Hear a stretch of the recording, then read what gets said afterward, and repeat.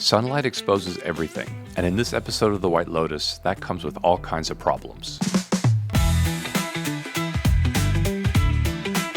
Hey, I'm Loren, your insider to filmmaking techniques.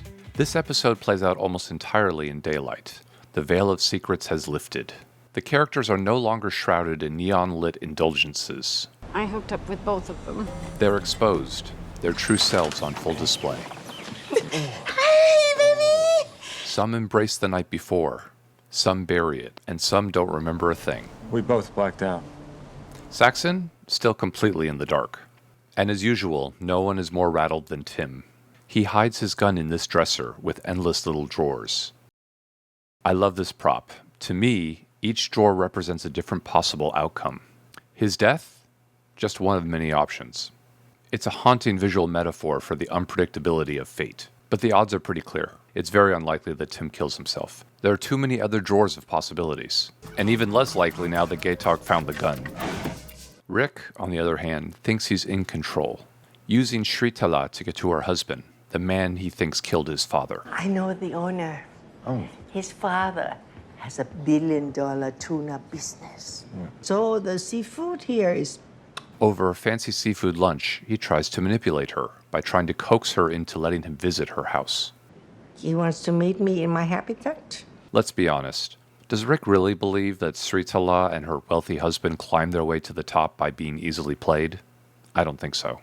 And the director, Mike White, makes sure we know it too. Just look at this massive mural looming over their table. It's the mural of Wat Frakeo, a royal tapestry depicting fate, karma, and the battle between good and evil. I looked it up, and in this epic Thai story, revenge is never simple. It's part of a much larger cycle that's not under anyone's control. With that mural watching over Rick, it's clear. He's not the one pulling the strings.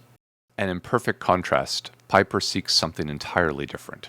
Hi, Sawadee ka. She meets a famous monk in a space completely devoid of art, just warm fabrics and bright light. The monk's space represents presence, simplicity, and inner peace. The literal contrast is so striking here. One room is about power, and the other is about surrendering. Hooking up with you would be an empty experience. And how would you know that? Because you're soulless. Chelsea calls Saxon soulless, and she has a point. Saxon seems to lack any real connection to other people. Right, and gambling with other people's money, that's not wasting your life, that's meaningful. And the monk explains that without any real connection to nature, to your inner spirit, it leads to something else. What is left?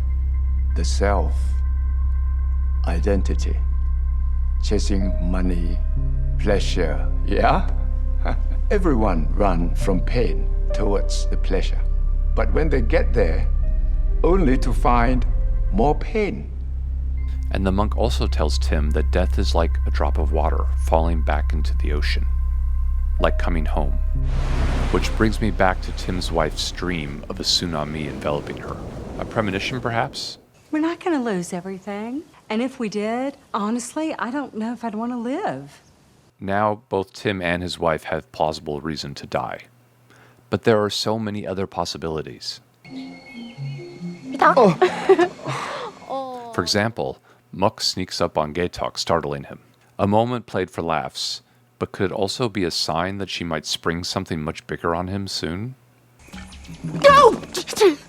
And soon after, Greg appears out of nowhere, scaring Belinda. An ominous moment for her. I think we should talk. Okay. But could it also lead to something good?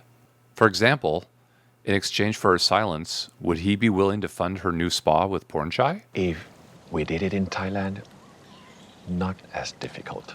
Well, it's definitely still a dream. Lori and Jacqueline's friendship is starting to unravel. Valentine will be there? Lori, fuck off. Jacqueline gets angry about the other two gossiping about her behind her back. It's really depressing. But when they confront her with the truth, she lies to them, denying what they already know, making the situation even worse. I told you nothing happened. Jacqueline, get real. Jacqueline's trying to avoid the pain of admitting what she did to Lori and to her husband. But as the monk says, avoiding pain just leads to more pain.